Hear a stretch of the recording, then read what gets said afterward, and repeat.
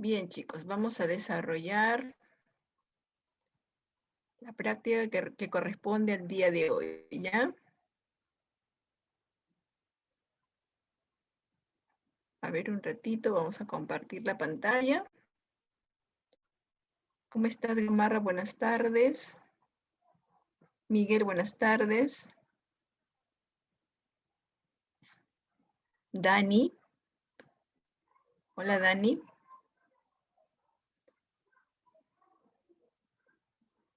Listo, chicos, ahora sí. Bien, ahora sí tenemos en la pantalla la carátula correspondiente, ¿verdad? A ver, ¿qué temas nos toca desarrollar? Vamos a hablar de psicología y también vamos a hablar de filosofía.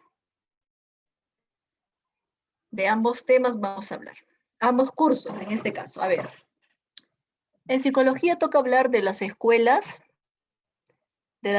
psicológicas. No olvidemos que las escuelas psicológicas surgieron cuando la psicología ya estaba pasando una etapa de ciencia.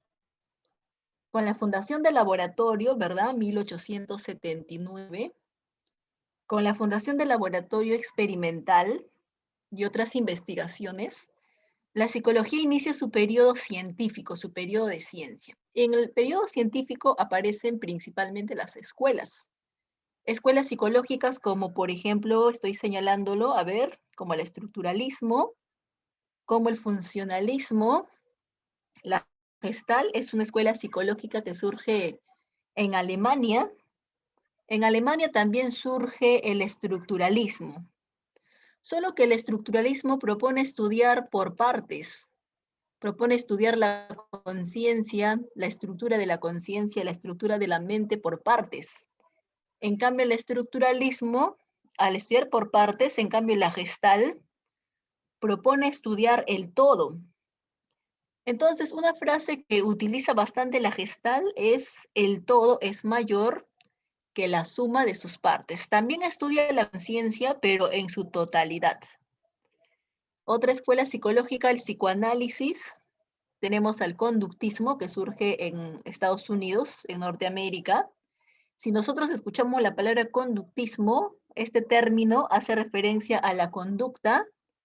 Eso es porque esta escuela psicológica lo que propone es estudiar la conducta. Propone el estudio de la conducta, propone el estudio del comportamiento, porque solamente la conducta es observable. El conductismo es una escuela psicológica que se opone a las dos primeras escuelas, porque las dos primeras escuelas estudian la mente, estudian la conciencia, y para el conductismo la mente o la conciencia no se puede ver. La psicología como ciencia no puede estudiar algo que no se puede ver, argumenta el conductismo. Entonces, esta escuela psicológica propone algo observable. Como la mente, la conciencia no se puede ver, propone algo observable que es la conducta, el comportamiento sí es observable. También tenemos al humanismo, al cognitivismo y al constructivismo. Cada escuela psicológica tiene su propio objeto de estudio. Observa que las dos primeras, por ejemplo, estudian la mente o la conciencia. Uno, las partes de la mente, la estructura de la mente, y el otro, ¿para qué sirve la mente o la conciencia? La Gestalt estudia también la conciencia en su totalidad. En cambio, el psicoanálisis consideraba que nuestro comportamiento no se debe a fenómenos conscientes, tampoco se debe a fenómenos observables, sino a algo que no podemos ver. A ese algo que no podemos ver le llamó el inconsciente. Entonces, el objeto de estudio del psicoanálisis es el inconsciente. La conducta, ya sabemos, estudia el conductismo estudia la conducta. El humanismo se propone concentrarse más en el ser humano. Lo que pasa es que cuando aparece el conductismo en Estados Unidos, tiene bastante acogida. Todo el mundo se concentraba en la conducta y se descuidaron de la verdadera esencia del ser humano. Y solamente se habían concentrado en la conducta del hombre. Y cuando uno se concentra solamente en las conductas o en las respuestas, es como si estuviéramos pensando que el ser humano es una máquina, solamente nos interesan sus respuestas. En cambio, el humanismo argumenta de que hay que concentrarnos en el ser humano, en sus necesidades, en sus inquietudes, en sus motivaciones. El cognitivismo estudia todo lo interno, mientras que el conductismo estudia lo externo, lo que se puede ver. El cognitivismo estudia lo interno. Se refiere en este caso a los procesos mentales, como la memoria, la inteligencia, todos los procesos mentales lo estudia el cognitivismo. Y el constructivismo, como su propio nombre lo dice, estudia a todos aquellos elementos que permitan que podamos construir un conocimiento, construir la realidad. Temas básicos. Bueno, el estructuralismo abordó temas básicos como la sensación y la imaginación. El funcionalismo, temas como los hábitos y las emociones. Por ejemplo, has escuchado hablar de las emociones asténicas y las emociones esténicas, eso le pertenece al funcionalismo. La Gestalt tuvo varios aportes en el tema de la percepción. El todo es mayor que las partes, tema de la percepción, figura y fondo, las leyes perceptuales, así como la inteligencia. El psicoanálisis tuvo aporte en la personalidad. Es más, el psicoanálisis también es considerada como una teoría de la personalidad y habla de la motivación instintiva, de la motivación inconsciente, de la motivación reprimida. Las investigaciones de la escuela psicológica conductista influyó bastante en el aprendizaje. Es en ese sentido que tenemos la teoría del condicionamiento clásico y la teoría del condicionamiento operante. No olvidemos que el condicionamiento clásico pertenece a Iván Petrovich Pavlov, donde le enseñan a un perrito a salivar ante la campana, y el representante del condicionamiento operante es Skinner, donde le enseñan a una ratita a presionar palancas. Pero el fundador del conductismo es John Watson. El humanismo, tema de estudio, la motivación de personalidad. El cognitivismo, procesos mentales como la memoria y la inteligencia. El constructivismo también estudia la inteligencia y la personalidad. Métodos. La primera escuela psicológica que hizo que la psicología sea una ciencia, porque su fundador Wundt es el que fundó el laboratorio, utilizó como método la introspección. El funcionalismo también usó la introspección. La Gestalt usó la introspección y le agregó la observación. El psicoanálisis utilizó el método clínico. El conductismo realizó puros experimentos, entonces utilizó como método el método experimental, valga la redundancia. El humanismo, terapias o psicoterapias.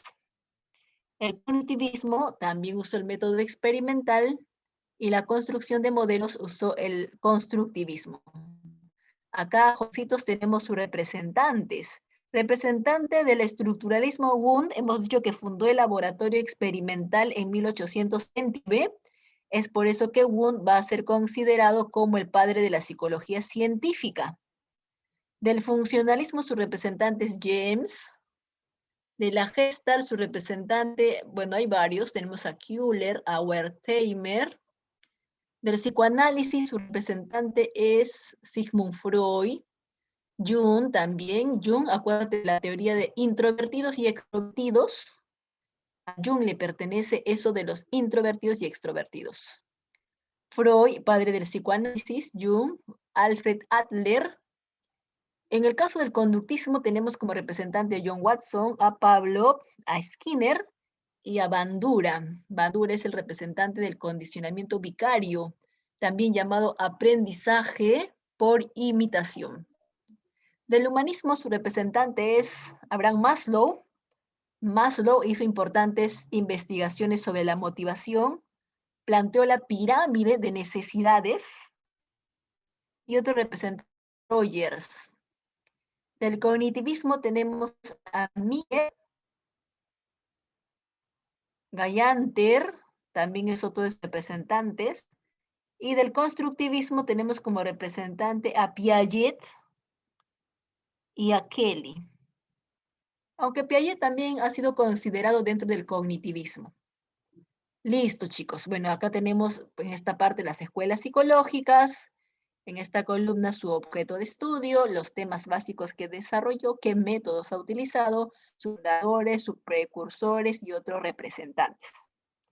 Ahora sí, en base a esa explicación, vamos a desarrollar las dos primeras preguntas. A ver, pregunta número 1.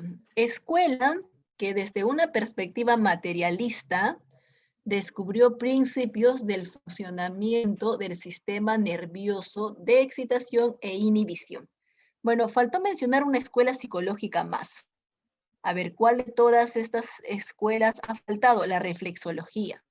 La reflexología es una escuela que surge en Rusia y sus investigaciones de esta escuela psicológica está relacionado con las áreas cerebrales. Quiere decir que se encuentra relacionado con el sistema nervioso. Tú sabes que las áreas cerebrales envían señales al cerebro, ¿verdad? Por eso que se llama excitación, pero también las áreas cerebrales se inhiben.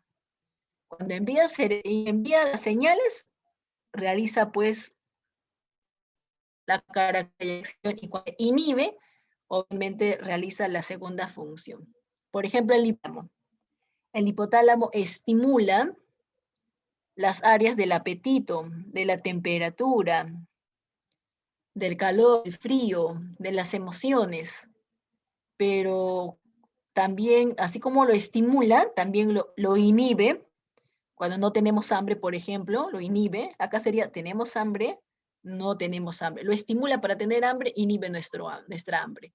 Lo estimula, el hipotálamo nos estimula para tener sed. Acá cuando inhibe la sed o ya no tenemos sed, hemos tomado mucha agua, ya no tenemos sed. Estimula nuestras emociones, estamos con cólera, con enojo, queremos pelearnos. Acá sería, lo inhibe, ¿verdad? Nos calmamos, nos tranquilizamos ante una determinada situación. Entonces, la pregunta 1, la respuesta sería la segunda alternativa, reflexología. 1 barco, ¿ya? 1 barco, B de barco. La segunda alternativa, reflexología. Bueno, el psicoanálisis ya mencioné, ¿verdad? Estudia el inconsciente, su representante es Sigmund Freud. El estructuralismo, Wundt, el padre de la psicología científica, donde se fundó el primer laboratorio experimental, el estructuralismo.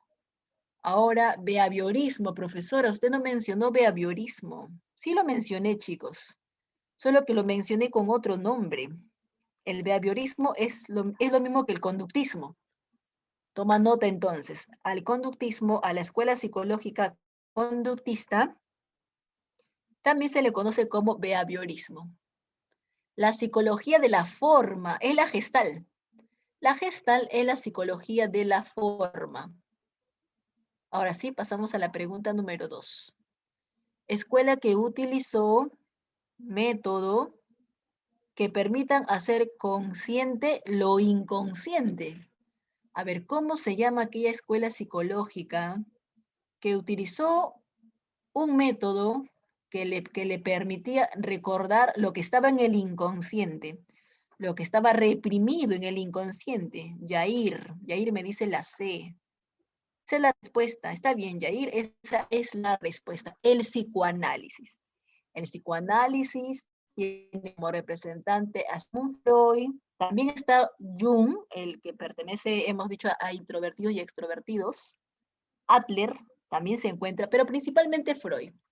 Y la teoría freudiana está basada en el inconsciente. En tu inconsciente se encuentran todos tus deseos reprimidos, que ignoras, que a veces no sabes, no te das cuenta, está ahí, ¿no? Oculto, reprimido, no queremos recordarlo porque recordarlo o traerlo a la conciencia nos genera ansiedad, dolor emocional, por lo tanto lo que hacemos es reprimimos. En el inconsciente están muchas informaciones reprimidas, pero este inconsciente puede liberarse de dos maneras, a través de los actos fallidos o lapsus, que son equivocaciones cuando cometemos al momento de hablar, ¿no? O al momento de escribir. Por ejemplo, el alumno a las 10 de la mañana que está escuchando su clase, en lugar de preguntar a qué hora es el recreo, se equivoca y pregunta a qué hora es la salida. Bueno, eso es un acto fallido, ¿no? ¿Qué cosa dice Freud? Que la palabra que nos hemos equivocado es lo que en realidad deseábamos. Entonces, nos hemos equivocado. En vez de decir, ¿a qué hora es el recreo? Hemos dicho, ¿a qué hora es la salida? Uy, me equivoqué, no, yo quise decir a qué hora es el recreo. Pero ¿qué cosa dice Freud? Inconscientemente ya deseamos la hora de salida, ¿verdad? Esa equivocación es nuestro verdadero deseo que tú habías reprimido y salió, ¿no? Salió ese deseo inconsciente, se hizo consciente sin darte cuenta, ¿verdad? Entonces, el inconsciente sale a través del lapsus, acto fallido. Ya sabes, ¿ah? Ahora en San Valentín no te vayas a equivocar de nombre y le dices a esa persona otro nombre, cuidado, ¿no? La enamorada se va a molestar si es que conoce la teoría del psicoanálisis y le mencionas el nombre de tu ex, entonces ya sabes, pues va a pensar que tú en realidad pensabas más en ella que en la pareja actual, ¿verdad? Suele pasar, me dicen por acá. Listo, chicos. Pero el inconsciente también puede salir a través de los sueños, no solamente a través de las equivocaciones, a través de los sueños. A veces soñamos cosas que nos sorprendemos, como por ejemplo empujar a una persona, ¿no? Golpear a una persona, pero en realidad nosotros no somos así. Bueno, esperemos que no seamos así. Pero en tus sueños sí, ¿no? Sueñas cosas que no, que ni te lo imaginabas. Sueñas que estás paseando con la enamorada de tu mejor amigo. Ah, ya. ¿Qué cosa dice Freud? Todo lo que tú sueñas son tus verdaderos deseos. Tus deseos reprimidos también se liberan a través de tus sueños. Lo que no está permitido hacer despierto, muchas veces lo hacemos estando dormido. Entonces, todo lo que soñamos son deseos insatisfechos. Listo, entonces. En la 2 damos como respuesta la alternativa C. C de casita, ¿ya chicos? El psicoanálisis.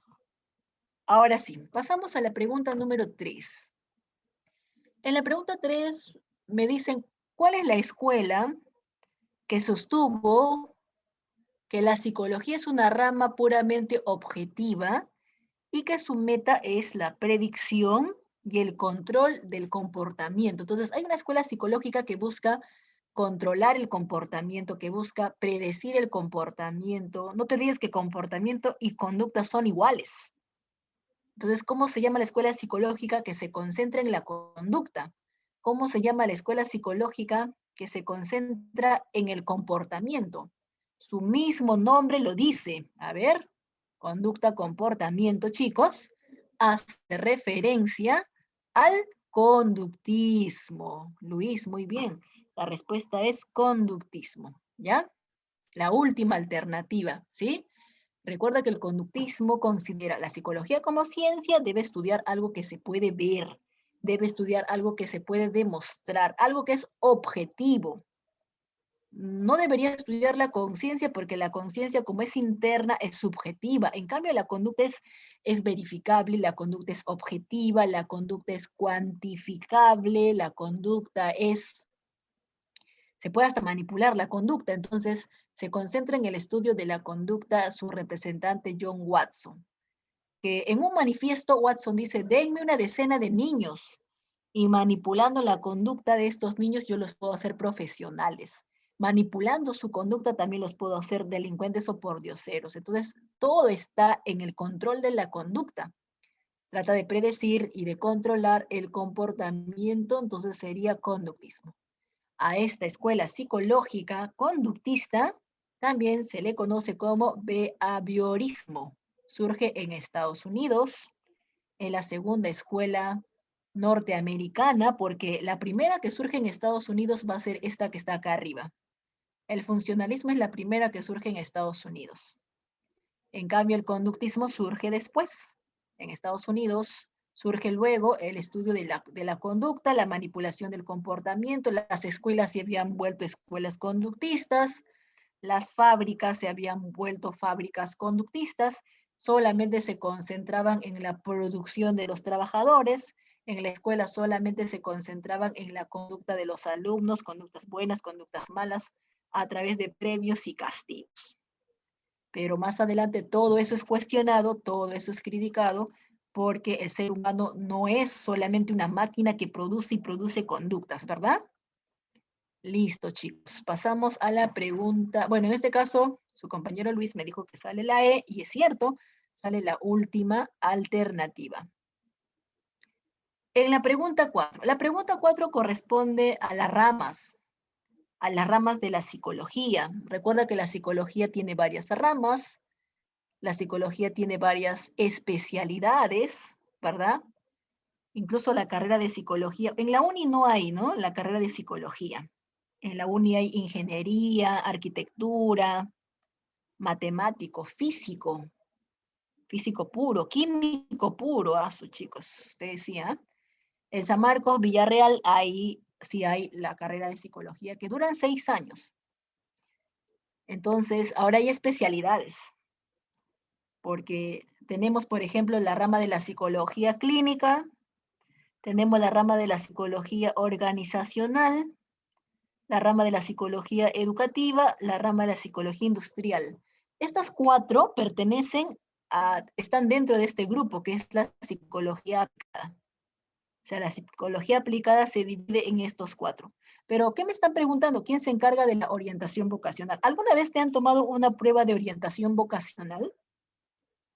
Un examen, un test para saber qué carrera debes estudiar o qué carrera vas a elegir. Bueno, generalmente las pruebas de orientación vocacional se le toman a los estudiantes que no saben qué estudiar. Bueno, me imagino que tú sí ya sabes, ¿no, profesora? Quiero ingeniería electrónica, ingeniería mecatrónica, ingeniería de minas, ingeniería naval. Ya tú ya sabes qué quieres estudiar, ¿verdad? Pero algunos alumnos no, están confundidos, no saben si institutos, si universidades, si ingeniería, si medicina, cuántos años, si universidad particular, si universidad estatal. Entonces necesitan de un psicólogo que los oriente, que les hable de las carreras profesionales, de qué requisitos se necesita para cierta profesión, cuánto dura esa profesión y dónde podrías trabajar. Entonces la rama de la psicología que se encarga de toda esa orientación vocacional es el psicólogo educativo. La rama de la psicología educativa se encarga de orientar a los escolares, orientarlos en su enseñanza, orientarlos en su aprendizaje, orientarlos a la hora de elegir una carrera profesional, ¿ya? Psicología educativa. Incluso en la actualidad, cuando vas a matricular a tu hermanito en un colegio, ahora hay entrevista psicológica, ¿verdad? Bueno, virtual, no importa, pero cuando vamos a matricular al hermanito, al sobrinito, entonces la psicóloga del colegio le hace una entrevista virtual. La psicóloga especialista en la enseñanza, en el aprendizaje. Si es en el colegio, la psicóloga o el psicólogo educativo es el que se encarga. Pero cuando terminamos nuestra carrera profesional, terminaste de estudiar los 5 años, los 6 años que corresponde a tu profesión y buscas trabajo, ahora ya no, ahora ya el tema no es en el colegio, porque ahora ya terminas la universidad y buscas trabajo. Cuando buscas trabajo y vas a una empresa, también ahora hay entrevista laboral. En las empresas, quien te va a entrevistar es el psicólogo organizacional, conocido también como psicólogo industrial. Es el que en las empresas te entrevista, te hace las preguntas, ¿por qué quieres trabajar aquí? Menciona tus virtudes, menciona tus defectos, te pide que dibujes a una persona bajo el agua, ¿verdad? Te pregunta qué pasaría si no te llaman en ese trabajo, quiere ver tu reacción, tu respuesta, saber si estás preparado, si eres ansioso. Entonces, tú tratas de realizar una conversación lo más relajado o tranquilo posible. Entonces, ahí participa el psicólogo organizacional para seleccionar el personal de trabajo. En los hospitales o de manera particular están los psicólogos clínicos, haciendo terapia a todas aquellas personas que tienen problemas emocionales, problemas de ansiedad. Se encarga el psicólogo clínico. Por ejemplo, ahorita, producto del encierro, de la pandemia, nos han vuelto a encerrar 15 días más, ¿no? ¿Han escuchado ayer, chicos? Por nuestro bien, claro, por nuestro bien, por el tema de la salud. Aunque es un encierro para algunas personas injusto, ¿no? Ya que muchos pierden su trabajo. Entonces, hay muchas situaciones caóticas, económicas, pero a nivel emocional, muchas personas que han perdido su trabajo, otras personas que han perdido a sus familiares, están experimentando crisis de ansiedad, algunos hasta depresión. Entonces, el psicólogo clínico se va a encargar de hacer el diagnóstico, de hacer la terapia, para poder ayudar a esta persona a enfrentar mejor esta situación difícil que a muchos de nosotros nos ha tocado vivir, ¿verdad? Una situación muy complicada que en algún momento, de hecho, pues vamos a tener que superarlo, ¿cierto? Entonces, ahí estoy explicando las ramas, chicos, pero la respuesta sería en la pregunta 4, la segunda alternativa. El psicólogo educativo se encarga de tomarle la pruebita de orientación vocacional.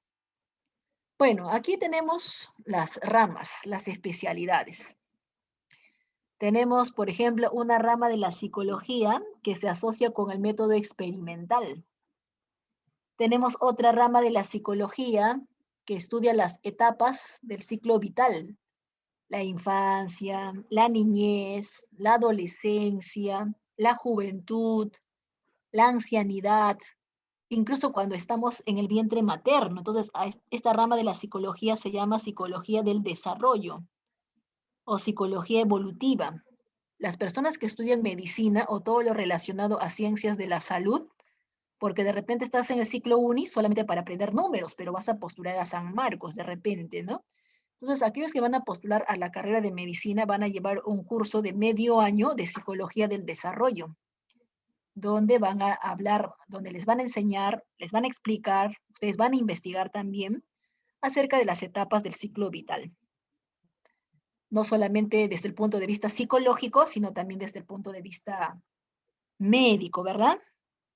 Esto de acá era la respuesta en el caso anterior, el psicólogo educativo, que se encarga de la prueba de orientación vocacional, se encarga del alumno, de las necesidades del alumno, problemas de atención, problemas de concentración, problemas de bullying, autoestima baja en algunos escolares, ciberbullying también, que existe actualmente, todo lo relacionado con el aprendizaje y la inteligencia.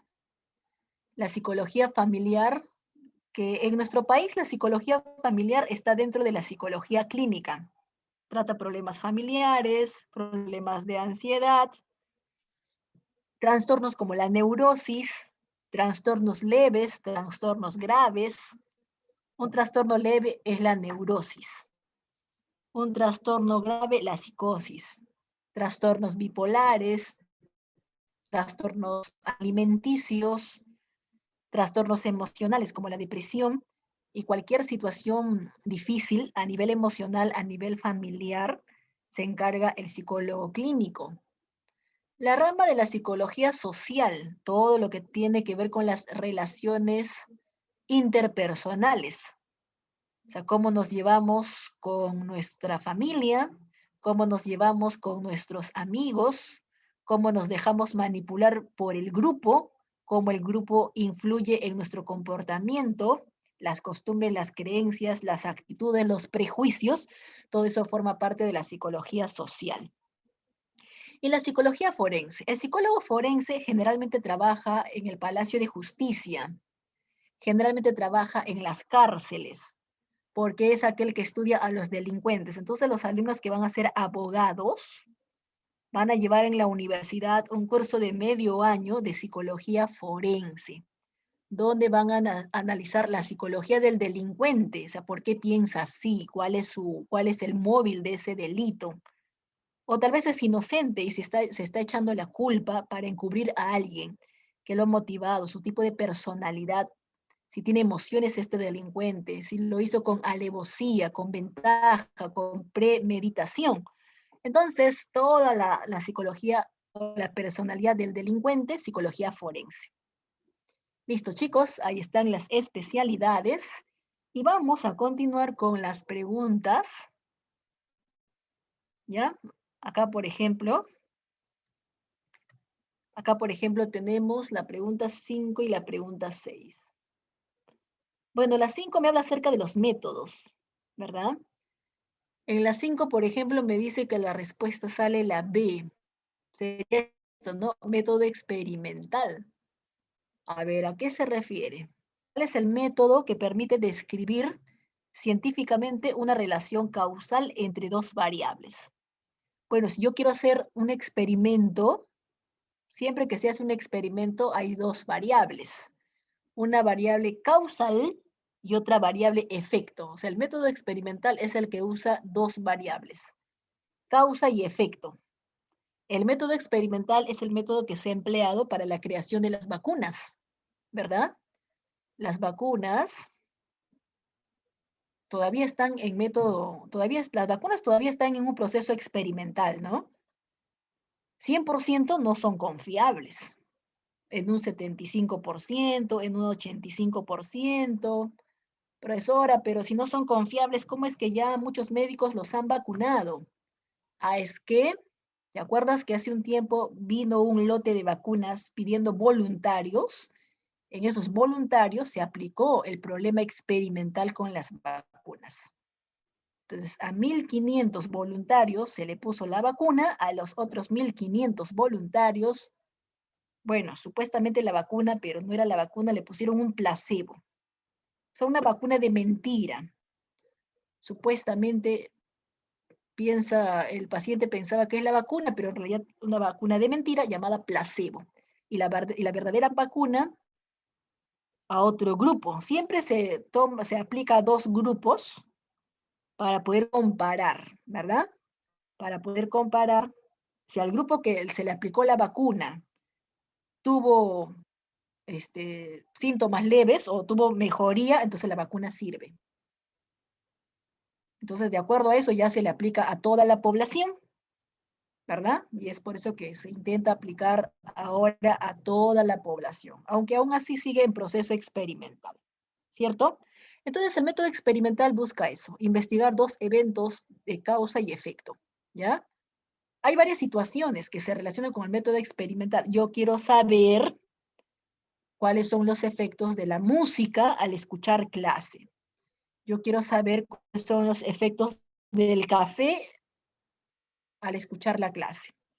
Yo quiero saber cuáles son los efectos de las técnicas de relajación al dar un examen. Entonces, siempre en el método experimental se va a utilizar dos variables y se va a tratar de averiguar qué relación hay una variable con la otra. En ese momento se va a aplicar el método experimental. Bueno, hay varios métodos en la psicología.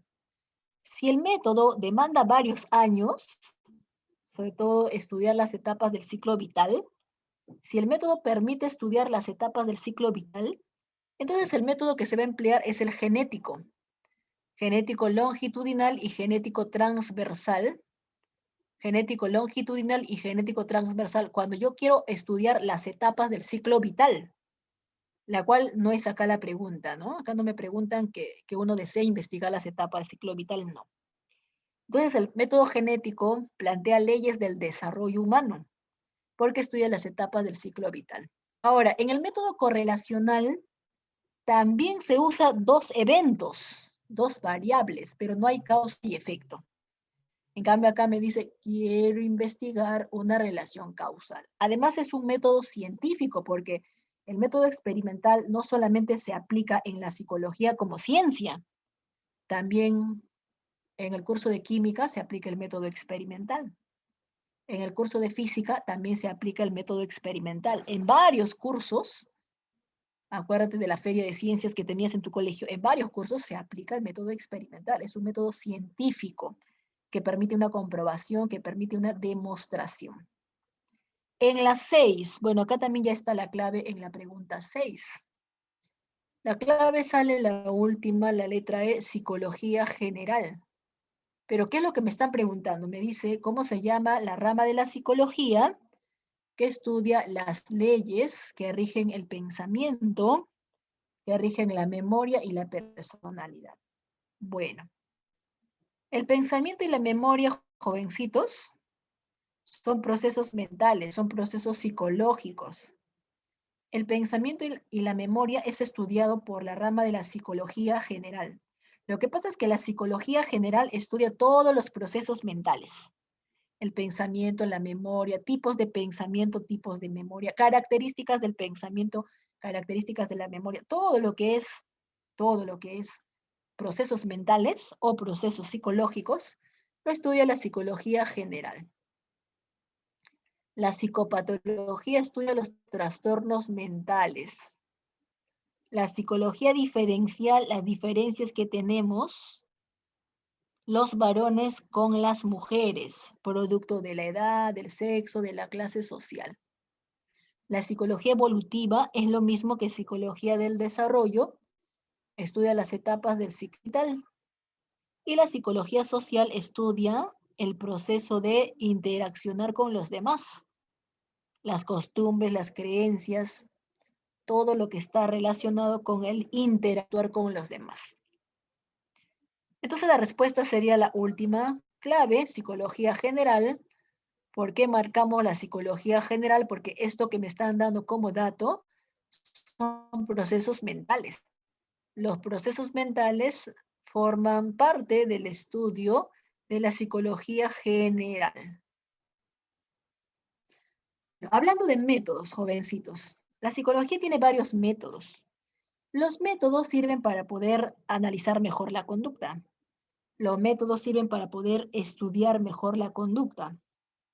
Hay métodos, por ejemplo, correlacionales, hay métodos descriptivos, hay métodos experimentales. Acá es cuando hay causa y efecto, ¿verdad? Causa y efecto.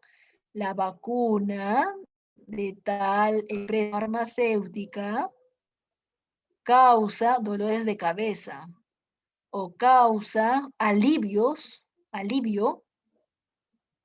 frente al coronavirus. O sea, hay causa y efecto.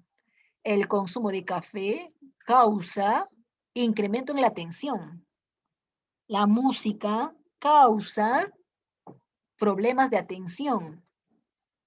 Las técnicas de relajación durante el examen genera o causa mayor incremento en las notas. Bueno, acá siempre va a haber dos eventos que uno es causa y efecto.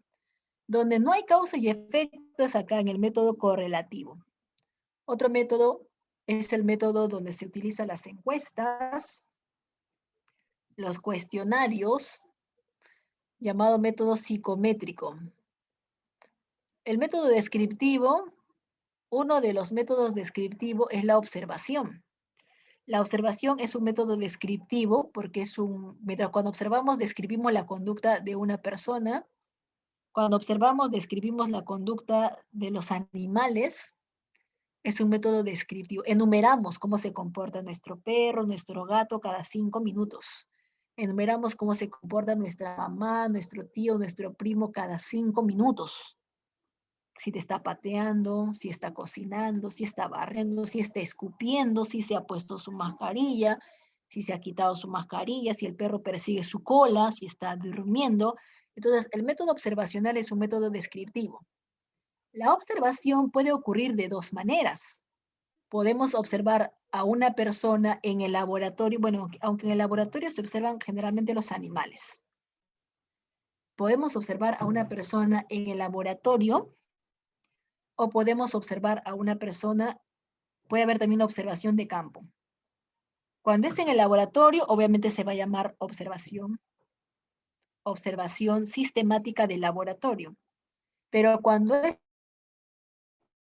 en su mismo hábitat, se va a llamar observación sistemática, ¿ya? Por ejemplo, cuando observamos un mono en el laboratorio, pero otra cosa sería observar a un mono en la selva o observar a un mono en el Parque de las Leyendas.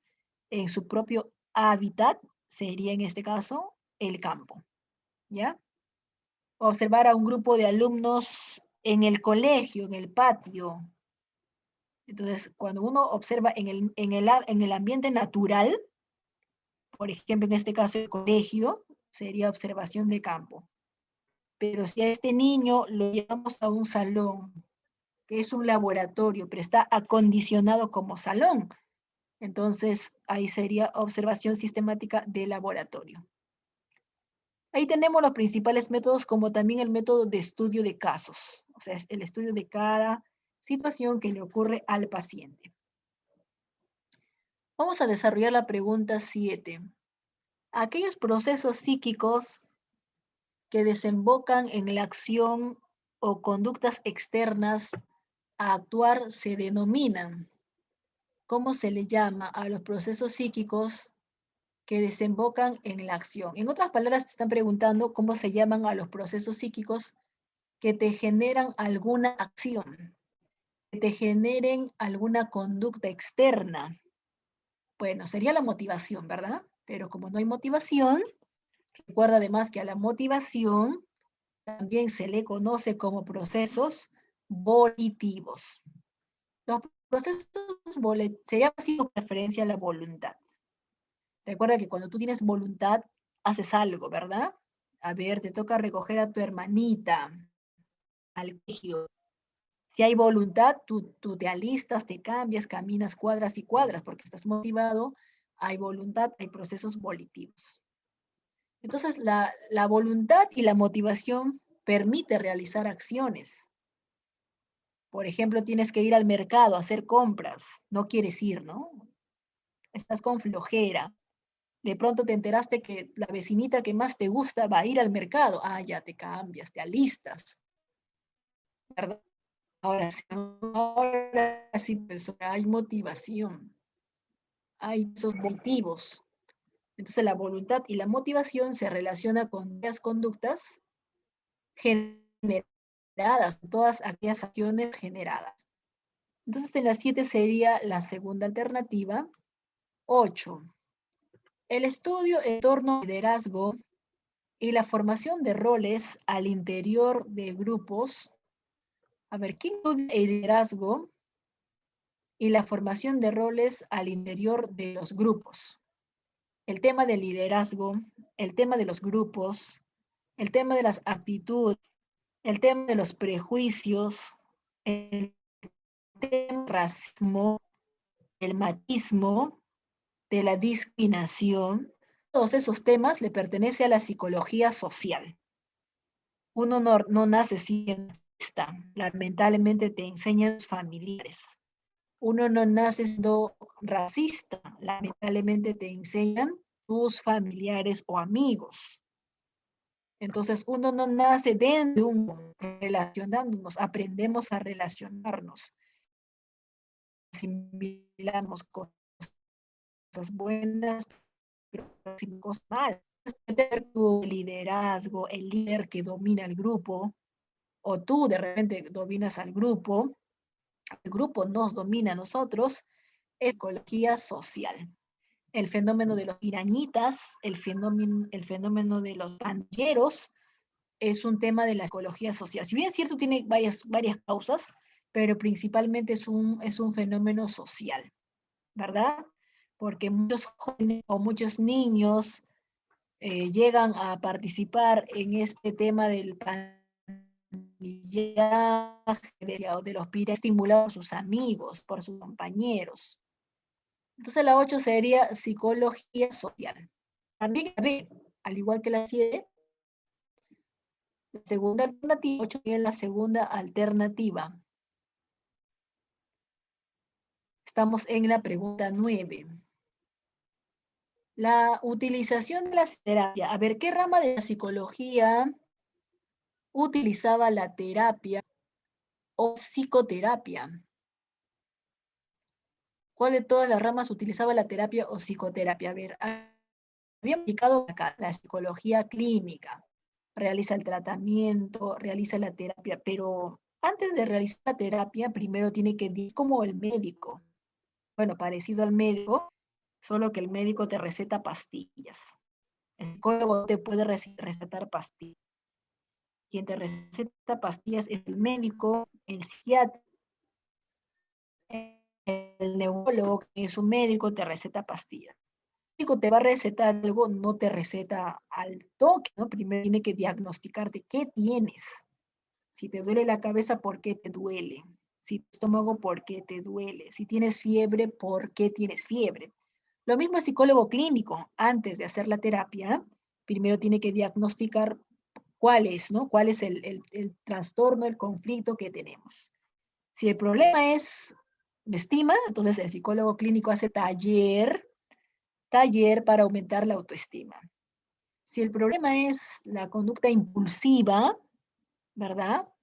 O trastornos polares, entonces el psicólogo, o tal vez depresión, el psicólogo, de acuerdo al diagnóstico, va a ser la terapia más adecuada para el paciente, porque cada paciente es diferente.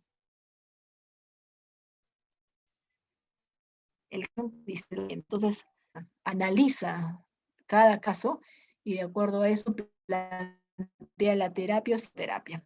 Hay terapias que pueden durar 1 año, hay terapias que pueden durar 3 meses.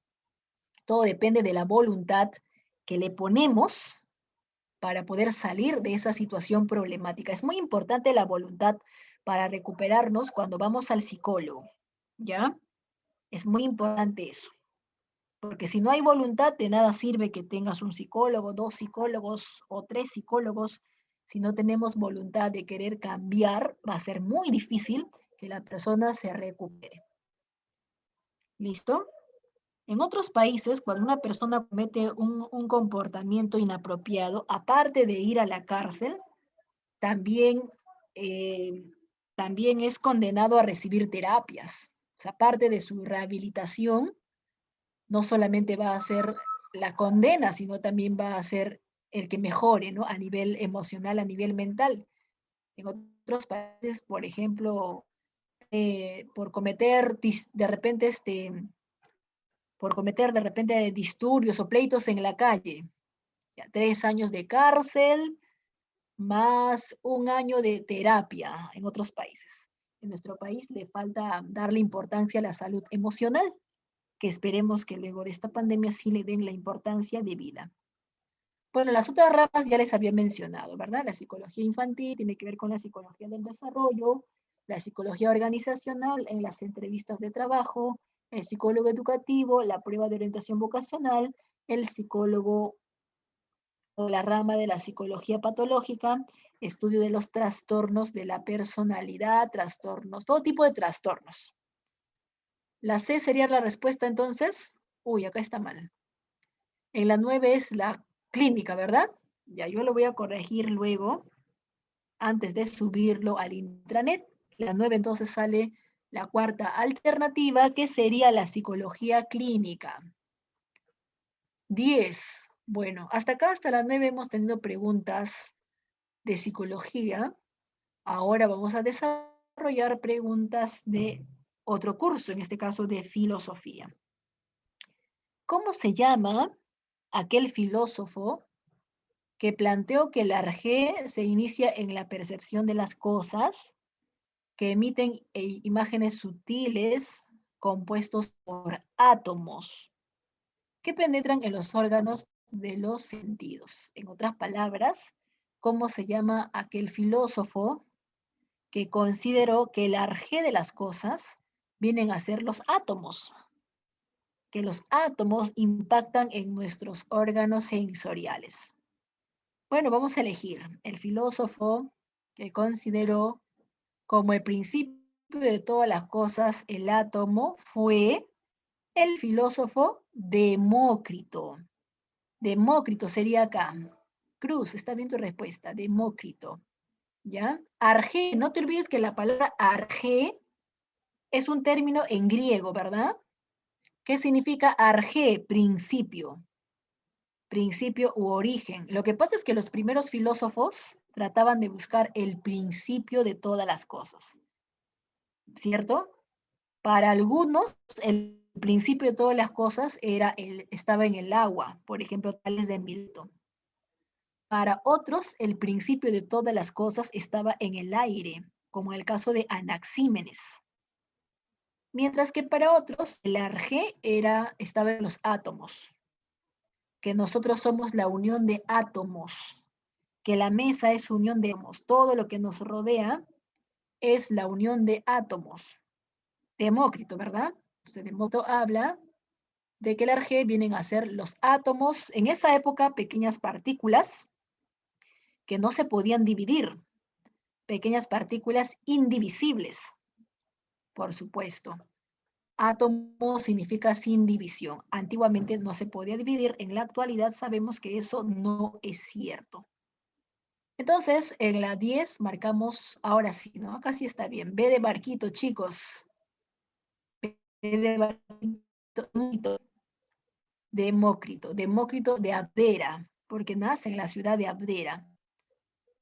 Demócrito de Abdera, ¿ya? Entonces, eso es lo que ocurría, ¿no? En el periodo cosmológico buscaba el orden de todas las cosas.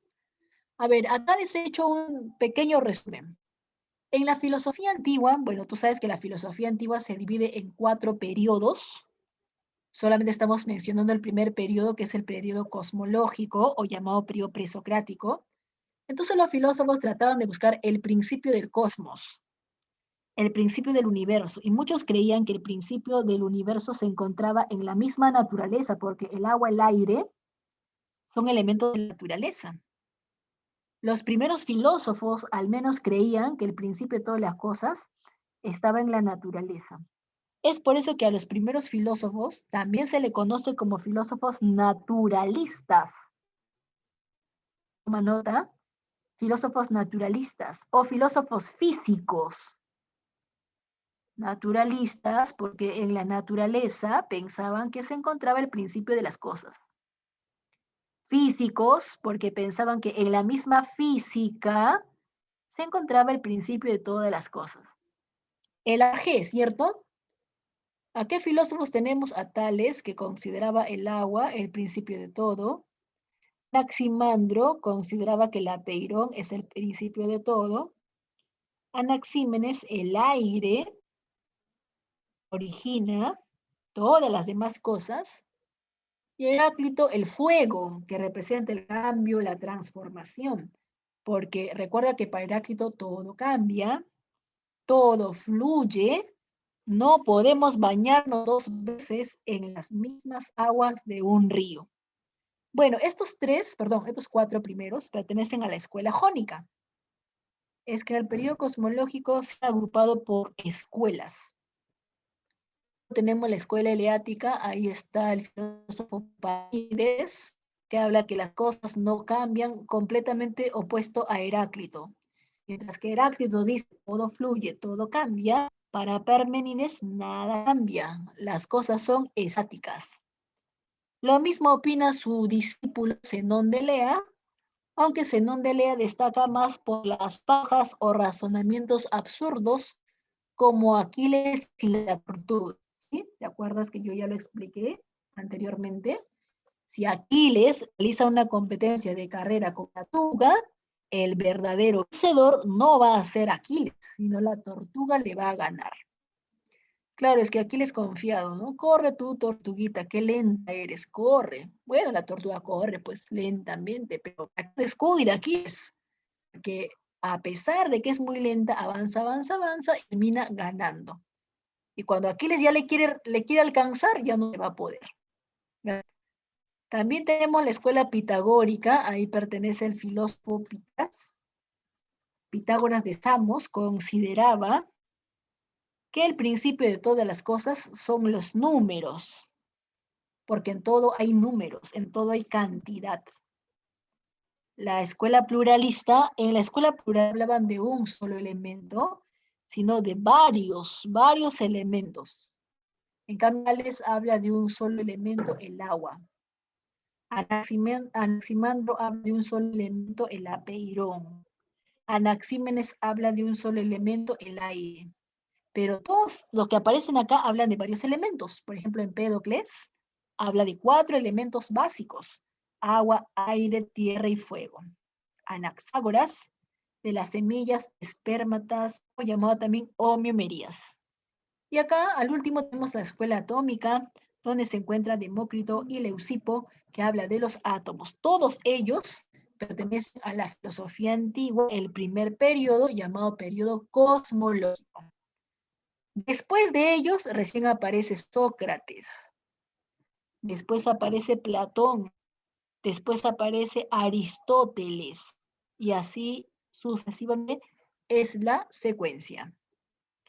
Listo, chicos. A ver, 11. Ya, ¿qué responderías en la pregunta 11? Afirma que la variación o movimiento de las cosas hacen que toda realidad sea cambiante, inmutable, a lo que llamó dialéctica. ¿Cuál de todos esos filósofos habla del movimiento de las cosas? De todos esos filósofos dice que la realidad cambia, es que todo cambia. todo fluye, ¿verdad? Acuérdate, acuérdate. Sales con esa señorita, ¿es tu enamorada? No, profesora, es mi amiga, estamos dejando que fluya, ¿verdad? Ahorita somos amigos, pero quién sabe, más adelante pues ya somos enamorados, después de repente, ¿no? Todo fluye, ¿cierto? Puede ser. Pero también, ¿quién de todos esos filósofos habla de la dialéctica? Recuerda que la dialéctica es un método del cambio, es un método de la transformación. Ese método de la dialéctica en un futuro es utilizado por Marx, pero el precursor, ¿quién es el precursor de la dialéctica? ¿Quién habla acerca del movimiento? Bueno, vamos a elegir de todos estos filósofos, la respuesta va a ser aquel filósofo que es conocido con el seudónimo de El Oscuro. Uy, profesor, ya me confundió. A ver, ¿a quién de todos conoce El Oscuro? Filósofo el triste, también llaman así. ¿Filósofo el oscuro o filósofo el triste? Lo que pasa es que era medio tímido, retraído. Algunos consideran que lo llamaban filósofo el oscuro porque su filosofía era difícil de entender. Cuando él dijo, nadie puede bañarse 2 veces en las mismas aguas del río, nadie lo entendió. ¿Qué habrá querido decir con que no podemos bañarnos en el río 2 veces? Si mira, yo estoy bajando al río la segunda, la tercera, la cuarta vez. Pero hacía referencia a que la realidad es cambiante. Ahora sí, la respuesta va a ser aquel filósofo que consideró que el principio de todas las cosas es el fuego, porque el fuego representa el cambio, porque el fuego representa la transformación. Acá está la clave, chicos. La primera alternativa, Heráclito. Heráclito de Éfeso, todo cambia, todo fluye. Su pensamiento es opuesto al de Parménides. Heráclito de Éfeso, conocido con el seudónimo El Oscuro, o el filósofo melancólico, o el filósofo triste, Heráclito de Éfeso, que consideraba que no podemos bañarnos 2 veces en las mismas aguas de un río. Él es el precursor del método de la dialéctica, del método del cambio. Según este filósofo, la dialéctica nos permite incluso avanzar, porque todo tiene su opuesto, todo tiene su contrario, la paz, su opuesto la guerra, blanco, opuesto negro, la salud, su opuesto la enfermedad. 12. Sustentó, a ver, ¿quién de todos los filósofos sustentó el relativismo, sosteniendo que el hombre es la medida de todas las cosas? Bueno, esta frase, chicos, esta frase, el hombre es la medida de las cosas, esta frase, que también se resume como la homomensura, homo, ¿qué significa homo? De homo sapiens. Homo significa hombre, ¿verdad? Homo sapiens, hombre pensante. Pero acá estoy hablando de homo mensura. Bueno, homo significa hombre y mensura significa medida, o sea, el hombre es la medida de todas las cosas. Lo que yo conozco, lo que tú conoces, el compañero no necesariamente lo va a conocer. O sea, cada uno es el límite de su conocimiento, cada uno sabe hasta dónde abarcar todo su conocimiento. Listo, a ver, ¿a quién le pertenece de todos estos filósofos esta frase? Al filósofo Protágoras, Protágoras de Abdera, autor de la Homomensura. Es un filósofo relativista porque argumenta que no existen los conocimientos universales, los conocimientos son relativos. O sea, cada sujeto conoce. Todo conocimiento es relativo, toda verdad. No hay verdades absolutas. Las verdades son relativas. Depende de cada sujeto. Entonces, acepta los conocimientos individuales, pero no los conocimientos generales. Solamente las verdades individuales, más no las generales. Entonces, acá sería la respuesta, ¿está bien? Protágoras, ¿verdad? B, Protágoras, cierto. Acá en la 12, Protágoras. Pasamos a la pregunta 13. Las raíces de todas las cosas son opuestas, comparándolas con el amor y el odio.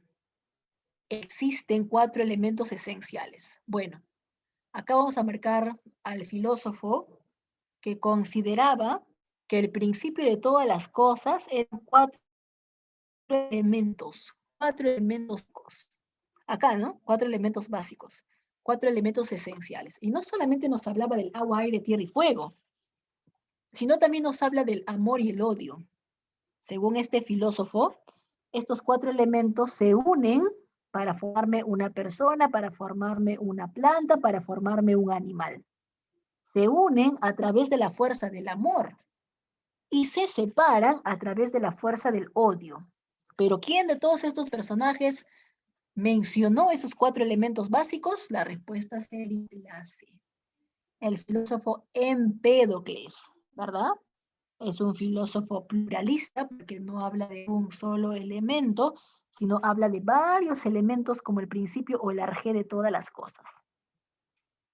Somos la unión de estos 4 elementos. Nuestro cuerpo está compuesto por agua, aire, tierra y fuego. Y cuando dejamos de existir, estos 4 elementos se desintegran. Estos 4 elementos que están en nuestro cuerpo se desintegran. La tierra se desintegra, el agua se desintegra, el aire regresa al todo, se desintegra y regresan a su estado inicial los elementos de la naturaleza. Entonces somos la unión de estos elementos. 14. Es conocido como escéptico radical, luego seguido por Pirrón, que sustentaba que no existe ningún hecho. Si existiera, no fuera cognoscible, y si fuera cognoscible, no fuera comunicable. ¿Cuál de todos los filósofos es conocido como el escéptico radical? Hemos hablado anteriormente del escepticismo, ¿verdad, chicos? El escepticismo es todo lo contrario al dogmatismo.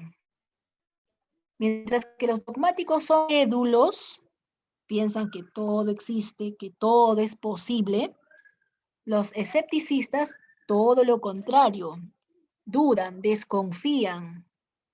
Por ejemplo, tu compañero publicó en su Facebook visitando las pirámides de Egipto y tú dudas, ¿no? A ver cómo sé yo, esta foto es verdad. A lo mejor es trucada. A lo mejor es Photoshop. Cuando dudamos de la realidad, esa postura se llama escepticismo. Profesora, yo no creo que los duendes existan. Yo no creo que los extraterrestres existan. Tampoco creo que los espíritus existan. Trata de abrirse solo ahorita. Pero eso de los malos espíritus no va conmigo, profesora. Yo pienso de que he cerrado mal la puerta, o tal vez como somos energía, eso ha influido pues y la puerta se ha abierto sola, ¿verdad? Entonces, cuando tú dudas acerca de las cosas que te rodean, esa postura se llama escepticista. En cambio, si tú eres creyente, o sea, todo lo aceptas que los duendes existan, las hadas existen, que Papá Noel te va a visitar en Navidad, ¿no? Tú crees que el ratón se ha llevado tu diente que estaba en la almohada, te va a dejar propina. Tú crees en fantasmas. Entonces, las personas creyentes en algo religioso o no religioso son dogmáticas porque nunca cuestionan. Siempre aceptan las cosas tal y como se le están presentando. No cuestionan, critican, no lo someten a un uso de crítica. Piensan que es así y así será. Entonces, ese es el caso del dogmático, ¿no? Pero acá me dice quién es el filósofo escepticista radical. Bueno, uno de ellos es Pirrón, pero otro filósofo escepticista radical es el filósofo Gorgias, Georgia o Gorgias de Leontini. La frase de este personaje es nada existe. Nada existe. Yo cómo sé si las cosas existen. Yo cómo sé si mis alumnos existen, ¿no? Porque ninguno habla. Ah, pero sí están participando algunos en el chat. Pero yo cómo sé si existen mis alumnos. ¿Cómo sabes si la profesora existe? Como les dije en una clase anterior, ¿cómo sabes si la profesora existe? Profesora, es que estoy escuchando su voz, pero puede ser un audio, una grabación de una clase, ¿verdad? ¿Cómo sabes si mamá existe? Es que estoy viendo a mi mamá, ahorita estoy viendo a mi mamá, está caminando cerca mío mi mamá. Así que si yo veo a mi mamá es que existe. Pero ¿cómo sabes si existe? ¿Cómo sabes si es real? A ver, le voy a preguntar de repente, a ver, mamá, ¿existes? No lo que hacer. Si le preguntas, la mamá va a pensar, ¿qué le pasa a mi hijo? Ya está loco, creo, le falta una tuerca, creo. Pero nosotros le estamos preguntando porque desde el punto de vista filosófico, queremos saber si las cosas que nos rodean existen o no existen. A lo mejor es la creación de mi mente ha creado la idea de mi mente, la idea de mi mente ha creado la computadora, todo está en mi mente lo ha creado, mi mente. Entonces, un escepticista radical que con nosotros no captamos nada, o sea, considera que nada existe, que es más, aunque existiese, no podríamos conocerlo. Recuerda que la palabra cognoscible hace referencia a por más que algo existiera, no podríamos conocerlo. Y ya, bueno, por último, ya por más que pudiéramos conocerlo, sería muy difícil de comunicar que algo exista, porque necesitamos comprobarlo. Muy difícil comprobar algo, ¿verdad? Entonces, ese filósofo escepticista, Gorgias de Leontín. Gorgias, al igual que Protágoras, ya pertenecen a la segunda etapa de la filosofía antigua, pertenecen al periodo antropológico, al igual que Sócrates, pertenecen al periodo antropológico. 15 jovencitos, a ver, pasamos a la pregunta número 15. ¿Qué dice 15? Filósofo que sustentaba que el arjé estaba en el aire. Bueno, esto sí está fácil, ¿no? ¿Cómo se llama aquel filósofo que consideraba que el principio de todas las cosas estaba en el aire? Que el aire pasa por dos procesos. Pasa por un proceso llamado rarefacción. Si el aire pasa por un proceso llamado rarefacción, entonces se va a transformar en fuego. Pero si el aire pasa por un proceso llamado condensación, se va a transformar en agua. Las nubes. ¿Qué pensan filósofos? Bueno, ¿cuál de todos consideraba que el principio de todas las cosas era el aire y el origen de todo era el aire? Vamos a elegir respuesta. Aquí, en la 15, la respuesta es Anaxímenes. Anaxímenes de Mileto. El aire, el viento es el principio de todas las cosas. Probablemente pensó así porque antes de la lluvia sintió aire, sintió viento. Probablemente pensó así porque al escuchar algo quemarse, cuando uno mira algo que está quemando, te acercas y escuchas un crujido, ¿no? Ah, seguramente aire, por eso es que suena. Así que antes del fuego ya hubo aire ahí. Antes del agua ya hubo aire ahí. Entonces el aire por dos procesos y se transforman en otros elementos de la naturaleza, es lo que nos Anaxímenes de Mileto, ¿verdad? Recuerda que Anaxímenes es de Mileto. Tales también es de Mileto. Anaxímenes es de Mileto. Anaximandro también es de la ciudad de Mileto. Chicos, los tres primeros son de Mileto, es por eso que los tres primeros se le llaman los Miletos. Los Miletos o los Milesios. Escribe. Los Miletos o los Milesios fueron los tres primeros filósofos, ¿verdad? Tales, Anaximandro y Anaxímenes nacen en la ciudad de Mileto, y ahí se le conoce jovencitos, la amnesia. La amnesia es patológico. ¿Cuál no es patológico? Normal, el olvido. El olvido no es patológico, el olvido es normal, entonces nosotros el olvido reprimimos y reprimimos. Según otros, simplemente desplazamos la información hacia el subconsciente, experiencias bonitas, sobre todo experiencias desagradables, son las que pasan al olvido. ¿verdad? En cambio, la amnesia es un caso patológico. La amnesia se da por lesiones cerebrales en el lóbulo temporal. En el olvido no hay lesiones. Mientras que el olvido no sea exagerado, no es preocupante. Cuando el olvido es exagerado, ahí sí es preocupante. Entonces, sería bueno una agenda, organizarnos bien, hacernos horarios, por ejemplo, para que no se perjudique y no llegue a olvidar con frecuencia. Hay varias causas del olvido. Por interferencia, por falta de repaso, por crisis de ansiedad, ocupaciones, por la edad y muchos otros factores que el olvido que es normal. Todas las demás alternativas son trastornos parciales. Bueno, la mayoría de amnesias son parciales. Difícilmente una amnesia va a ser total. La mayoría de amnesias son parciales. Es decir, que una parte desaparece de la información que hemos almacenado.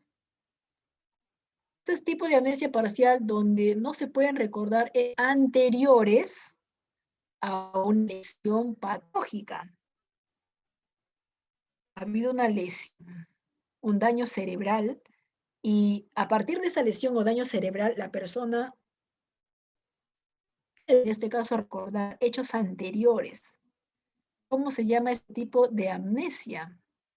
Se va a llamar amnesia retrógrada. Amnesia retrógrada. Quiere decir que cronológicamente hablando existen dos tipos de amnesia.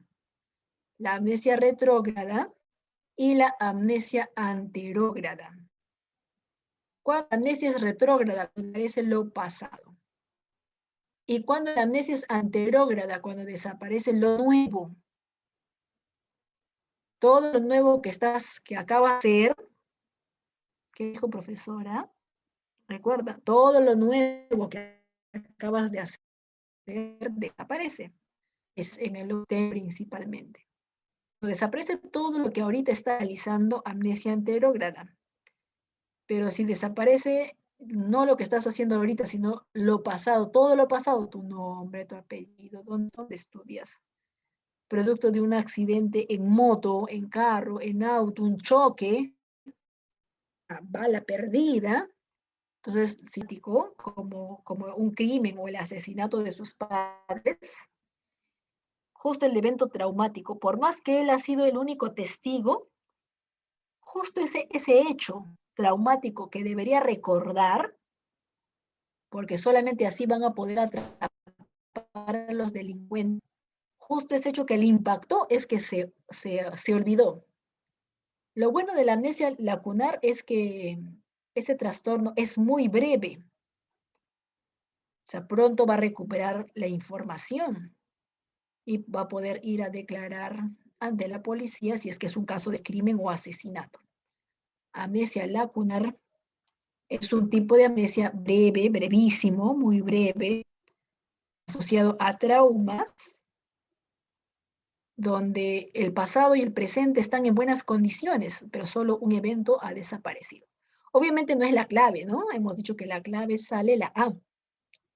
La A es amnesia retrógrada porque acá me pide acá me dice que solo desaparecen los eventos anteriores. Solamente desaparecen los eventos pasados. Y todo lo que tenga que ver con eventos pasados, retrasado. En cambio, en la lacunar no hay ningún problema. El pasado y el futuro está bien. En cambio, acá el pasado tiene problemas. Retrógrada en la 18. En la pregunta 19 me dice anomalía. Recuerda que anomalía significa trastorno. Anomalía donde los recuerdos abundan. ¿Cómo se llama aquella anomalía? Donde los recuerdos abundan. Abundan en precisiones, abundan en detalles, que no notan normalmente, o sea, normalmente no suelen ocurrir, pero eso sí le ha sucedido a una persona, sobre todo ante una situación de peligro. ante una situación de peligro de muerte, ante una situación de intensa emoción, algunas personas empiezan a tener recuerdos exagerados. No solamente recuerdos exagerados, sino también recuerdos detallados con mucha, pero mucha precisión. Acá están las alternativas. Esa anomalía que te permite recordar de forma exagerada, ¿qué va a llamar, chicos? Hipernesia. Hiper, ¿no? Significa mucho. Por supuesto, Gamarra. Hiper significa mucho, demasiado, exagerado. La persona tiene mucha memoria, ¿ya? No es normal, ¿no? O sea, nosotros recordamos poco o recordamos más o menos, pero no recordamos de forma exagerada. Es que no es normal que una persona tenga hipernesia, solo se presenta ante ciertos casos, ante ciertas situaciones. Por ejemplo, la hipernesia se puede presentar cuando, como acá dice en la pregunta 19, cuando estamos experimentando una intensa emoción, ¿verdad? A ver, por acá me preguntan si la hipernesia puede ocurrir ante traumas. Pocas veces ante traumas. Generalmente ante traumas ocurre la amnesia lacunar, la que hemos mencionado hace un instante. Esa generalmente ocurre ante traumas. En cambio, la hipernesia generalmente ocurre cuando nosotros pasamos episodios de exaltación o emoción, ¿no? Emoción extrema, ¿verdad? Imagínate practicar paracaidismo. Profesora, sí, a mí me gusta el peligro, me encanta el reto, la adrenalina, yo mismo soy, me voy a lanzar del helicóptero, del avión, a más altura, mejor. Bueno, aquellos que les encanta el peligro, ¿no? Y de pronto no funciona tu paracaídas, ¿verdad? O sea, desde esa altura prácticamente vamos a ver nuestra muerte, ¿no? Entonces, mientras que caes de forma acelerada, en esos segundos, en esos minutos que caemos, toda nuestra vida vamos a recordar rapidito. Toda nuestra infancia, nuestra niñez va rápido, como si fuera una memoria fotográfica. Toda nuestra vida va a desfilar. Bueno, felizmente no funcionó el primer paracaídas. Y en eso, no sé cómo jalas el segundo paracaídas y felizmente funcionó. Lo general es paracaidistas, ¿no? Dos paracaídas, por si acaso, chicos, por si acaso. Si no funciona el primero, imagínate, ¿no? Si no funciona el primer paracaídas, ¿verdad? Todo lo que nos vamos a lamentar. Entonces, en ese momento de peligro, ese momento de emoción, en ese momento, toda nuestra vida nos vamos a acordar. Por fin funciona el segundo paracaídas. Y a veces le contamos al amigo, ¿no? ¿Sabes qué? El otro día he ido a la playa, casi me muero ahogado. Empecé a luchar, empecé a nadar, me sujeté de una roca fuertemente hasta que vino el salvavidas. Pero ¿sabes qué? Mientras que yo luchaba por salvar mi vida, me acordé todo lo que he hecho en mi adolescencia, en mi niñez, en un par de segundos, hipernesia. Entonces suele ocurrir ante intensas emociones, ¿no? Imagínate que te ganes un premio, una lotería, miles de dólares, o nunca te ha salido el bono, ¿no? Ese famoso bono. Nunca te ha salido el bono y te salió los 600 soles. De emoción, uy, todo lo que te vas a comprar. Ya estás ahí, ¿no? Recordando todo, imaginando y memorizando todo. Aunque no es mucho dinero, pero pasa de repente, ¿verdad? Bueno, también la hipernesia está asociado a otros trastornos. Aparte de vivir una emoción fuerte, también puede estar asociado a otros trastornos, como las personas que se deprimen. Las personas deprimidas se acuerdan mucho de las cosas tristes.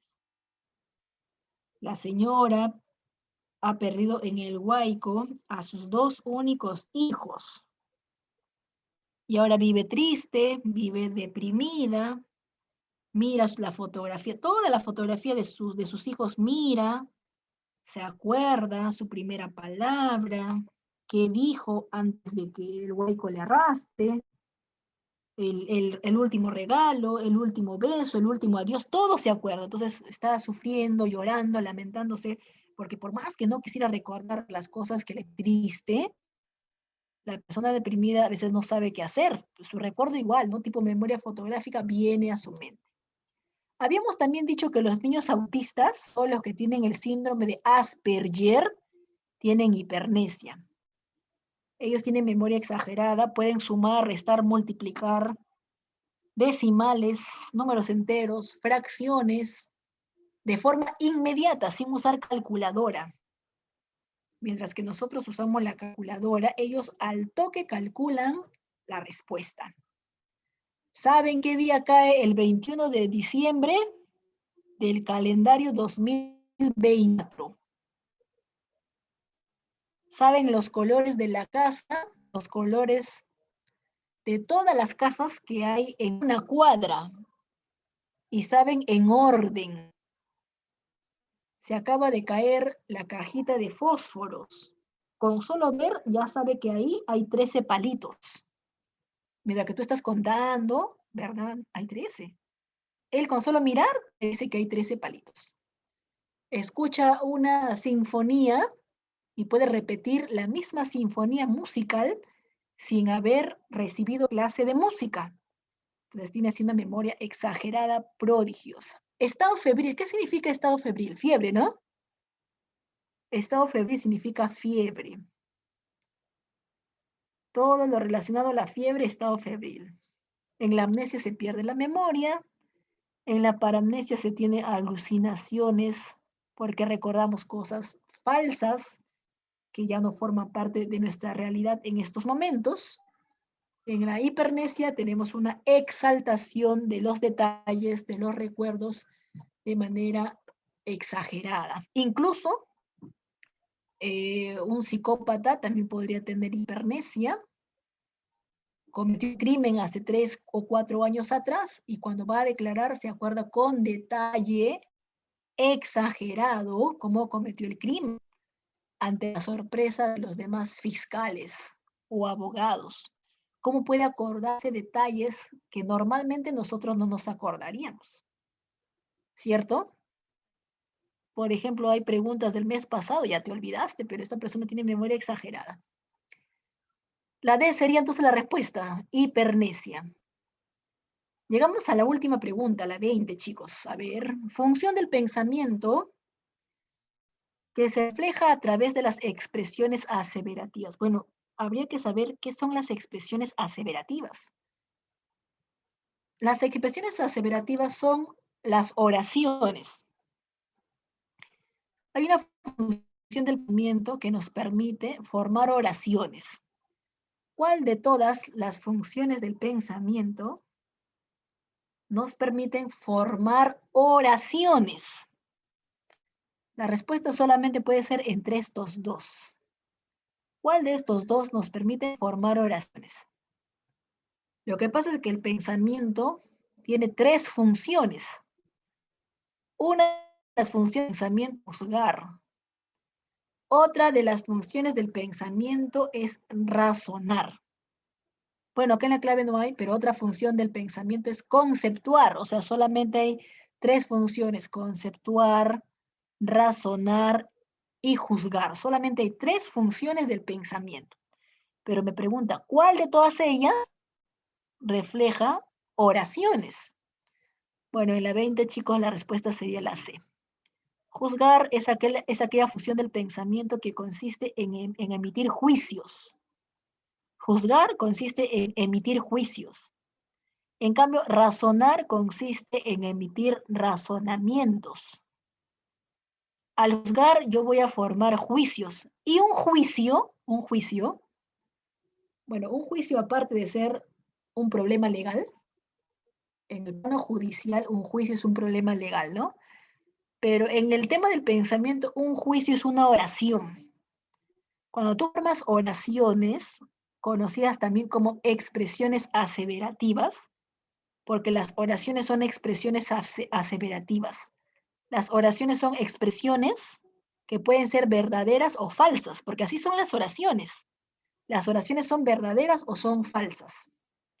Ya, se llama juzgar, formar oraciones. Entonces, si yo tengo una oración, ese árbol es de color verde, ese árbol está marchito, ese jovencito es valiente, esa señorita baila muy bonito. Si yo formo oraciones, expresiones aseverativas o llamado también oraciones, lo que estoy haciendo es juzgar. Solamente si formo oraciones, ¿ya? Ahora, ¿qué pasaría si yo formo oraciones antecedentes y a partir de las oraciones antecedentes yo encuentro oraciones consecuentes? Si ya fuera un proceso más elaborado, chicos, donde tú tienes oraciones antecedentes y también tienes oraciones consecuentes, si el proceso fuese más elaborado, eso se llama razonamiento. En el razonamiento vamos a elaborar razonamientos. En el razonar, perdón, vamos a elaborar razonamientos. Vamos a tener oraciones antecedentes, llamado también premisas. Y a partir de las oraciones antecedentes, llamado premisas, vamos a llegar a una conclusión o proposición consecuente. Entonces, el razonamiento es la unión de varias oraciones. 2 oraciones, 3 oraciones, la suma de varias oraciones que me permitan alcanzar una conclusión, eso se llama razonar. En cambio, si formo una oración simple o cualquier otro tipo de oración, donde no necesariamente hay antecedentes, no necesariamente hay consecuentes, simplemente tengo oraciones, ¿ya? La computadora es una herramienta útil, por ejemplo, ¿no? Es una oración. El celular se ha caído 2 veces. Otra oración, ¿verdad? Cuando yo solamente formo oraciones, eso se llama juicio o juzgar. Juzgar, elaborar oraciones, por eso que la respuesta sería la C. Muy bien, chicos, hasta ahí alguna pregunta que tuviesen. ¿Alguna pregunta de la dirigida, pregunta número 1, pregunta número 2, pregunta número 5, 6 o 7? Por el interno, por el privado, todo está claro, todo está ok. Muy bien, chicos, muy bien. No se olviden que la domiciliaria es para ustedes, ¿ya? Acá hay preguntas de domiciliaria. Por ejemplo, la pregunta 1, acá sí no tiene claves porque es para que intenten ustedes. Por ejemplo, la pregunta 1 dice, son las expresiones mínimas del pensamiento. ¿Cuál de todas son las expresiones mínimas del pensamiento? El pensamiento es un proceso superior. Solamente le corresponde al ser humano. Solamente el ser humano puede pensar. Pero si me preguntan por las expresiones mínimas del pensamiento, muy bien, Adrián, tu respuesta está bien. Entonces ya has hecho la 1, ¿no? La do, mi, la 1. ¿Qué dijo Adrián como respuesta? ¿Quieren saber o quieren intentarlo ustedes? Ya. ¿Está difícil? La 1 está más o menos. ¿Verdad? Expresión mínima del pensamiento, chicos, los conceptos. Es que cuando pensamos, siempre cuando pensamos, tenemos un concepto acerca de lo que estamos pensando. Si piensas en una silla, es porque sabes que es una silla. Si piensas en una manzana, es porque sabes que es una manzana. ¿Acaso cuando yo te digo piensa en una manzana, te vas a poder representar una silla? ¿Acaso cuando te digo piensa en una silla, te vas a poder representar una manzana? Tú sabes que silla es un objeto para sentar. Tienes el objeto de silla, por eso puedes pegar en una silla. La manzana es una fruta comestible. Tienes el concepto de manzana y es por eso que puedes representarte la manzana. Entonces, la unidad mínima del pensamiento es el concepto. Ya, su compañero respondió a la pregunta 1. A ver, esta está fácil, la 2. Hasta la pregunta 2 vamos a llegar, ¿ya? El resto sí para ustedes. En la 2 dice, la sentencia que dictamina un juez es el resultado de qué? A ver, cuando te dictan una sentencia, Si la sentencia es el resultado, ¿con cuál de las operaciones del pensamiento tiene que ver con el análisis, con la síntesis o la abstracción? Solamente estos tres son operaciones del pensamiento, solo los tres. Análisis consiste en dividir mentalmente algo. Síntesis, reagrupar algo. Abstracción, captar lo más importante. Por ejemplo, en un juicio, primero en un juicio lo que hacen es analizan, ¿no? Analizan el caso. En un juicio, primero lo que hacen los abogados, los jueces, analizan el caso, a ver cuándo lo cometió, dónde lo cometió, quiénes participaron, era consciente, no era consciente. Primero, en un juicio hay un análisis del caso, pero luego de que el juez analiza el caso y dicta la sentencia, cuando ya dicta la sentencia, no sería análisis, ¿no? En principio sí, obviamente es análisis. Cuando ya dicta la sentencia, eso se llama síntesis. Es el resultado. Una vez que analizó las partes, es el resultado. Es como el médico, ¿no? Analiza nuestra sangre y luego te dicta, bueno, el médico no te va a dictar la sentencia, el médico te dicta el resultado. A ver, analizando tu sangre, tienes poca hemoglobina, entonces tenemos que alimentarnos bien. Analizando tu sangre, o sea, analiza nuestra sangre y de acuerdo a eso sale, ¿no? Si tenemos embarazo o problemas en nuestra alimentación. El resultado del médico es la síntesis. Acá también hay un resultado, pero es el resultado del juez. El juez primero analiza y luego dicta la sentencia. La sentencia es como un resultado. Entonces, ¿cuál sería la clave, chicos? Barquito, pues. La clave es barquito síntesis, ¿ya? Profesora, y para terminar, ¿qué cosa es abstracción? Captar lo más importante. Por ejemplo, lo más importante de un triángulo son sus tres lados. El triángulo tiene varias características, forma, tamaño y color. Pero lo más importante es los tres lados. Cuando tú dejas de lado las características secundarias y solo te concentras en lo más importante, eso se llama abstracción. ¿Cuál es lo más importante de una pizarra? La pizarra igual, ¿no, chicos? La pizarra tiene forma, tamaño, color. Y textura también tiene la pizarra. Pero ¿cuál será lo más importante de la pizarra? ¿Su color? No me interesa qué color sea, profesora. Hay pizarras blancas, pizarras negras, pizarras verdes. No me importa el tamaño de pizarra, profesora. Me acabo de comprar una pizarra pequeñita para resolver. Pero lo que sí nos interesa de la pizarra es que la superficie sea lisa, porque si no, no vamos a poder escribir. Entonces la pizarra tiene varias características. Solamente me estoy concentrando en la más importante. Entonces eso se llama abstracción. Listo, la 1, conceptos, y la 2, abstracción. Hasta ahí nos quedamos entonces. Me parece que ahora le van a tomar su temático, su evaluación, jovencitos. Nos estaríamos viendo la próxima semana. ¿Ya, chicos?